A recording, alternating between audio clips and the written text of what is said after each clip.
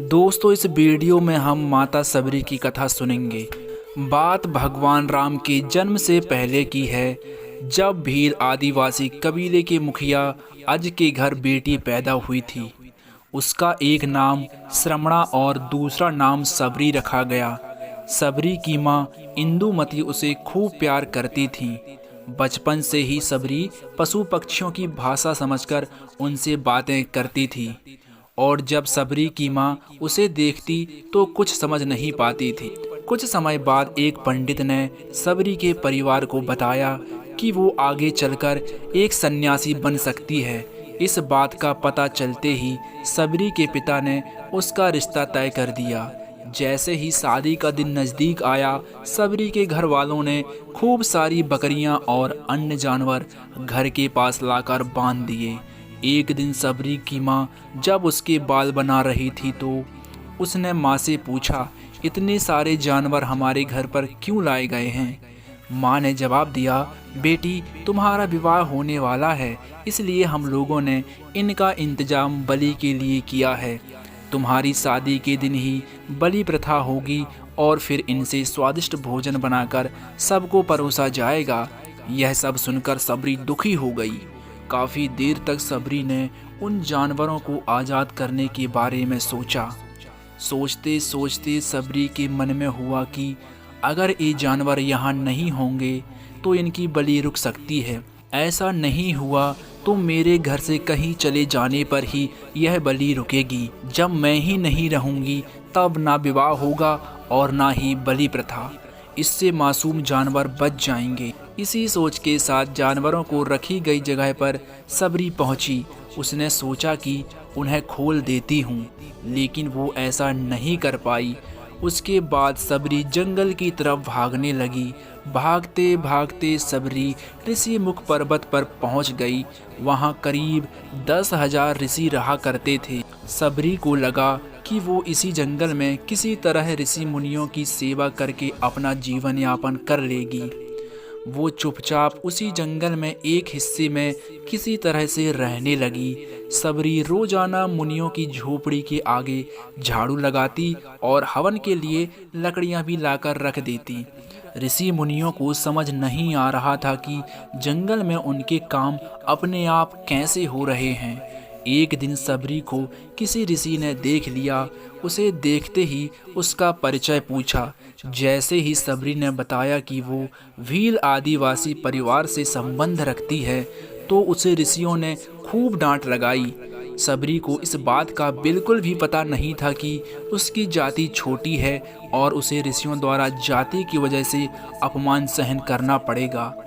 इतना सब होने के बाद भी सबरी हर ऋषि मुनि के दरवाजे पहुंचती और उनके आंगन में झाड़ू लगाकर उनसे गुरु दीक्षा देने के लिए कहती। हर कोई सबरी को उसकी जाति की वजह से अपने आश्रम से भगा देता था। ऐसा होते होते काफ़ी समय बीत गया। उसके बाद सबरी मतंग ऋषि की कुटिया में पहुंची। वहां पहुंचकर मतंग ऋषि को सबरी ने बताया कि वो उनसे गुरु दीक्षा लेना चाहती हैं। उन्होंने खुशी खुशी उसे अपने गुरुकुल में रहने दिया और भगवान से जुड़ा ज्ञान देते रहे। सबरी ने भी अपने गुरु मतंग ऋषि की सेवा करने में कोई कसर नहीं छोड़ी। वो गुरुकुल के भी सारे काम करती थी। सबरी से खुश होकर मतंग ऋषि ने उसे बेटी मान लिया था। समय के साथ मतंग ऋषि का शरीर बूढ़ा हो गया।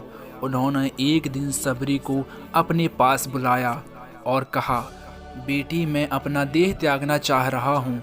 बहुत साल हो गए हैं इस शरीर में रहते रहते। सबरी ने दुखी मन से कहा, आपके ही सहारे मैं इस जंगल में रह पाई हूँ। आप ही चले जाएंगे तो मैं जीकर क्या करूँगी? आप अपने संग मुझे भी ले जाइए, मैं भी देह त्याग दूँगी। मतंग ऋषि ने जवाब दिया, बेटी, तुम्हें चिंता करने की कोई ज़रूरत नहीं है। राम तुम्हारी चिंता करेंगे और ध्यान भी रखेंगे। सबरी ने राम का नाम सुनने के बाद पूछा, वो कौन हैं और उन्हें मैं किस तरह से ढूंढूंगी? मतंग ऋषि ने बताया, राम कोई और नहीं, भगवान हैं। वो तुम्हारे सारे अच्छे कर्मों का फल देंगे। तुम्हें उन्हें ढूंढने की कोई ज़रूरत नहीं है। वो एक दिन खुद तुम्हें खोजते हुए इस कुटिया में आएंगे और तुम्हें उनके हाथों ही मोक्ष मिलेगा। तब तक तुम इसी आश्रम में रहो। इतना कहते ही मतंग ऋषि ने अपना शरीर त्याग दिया। सबरी के मन में मतंग ऋषि के जाने के बाद से एक ही बात थी कि भगवान राम स्वयं उससे मिलने आएंगे।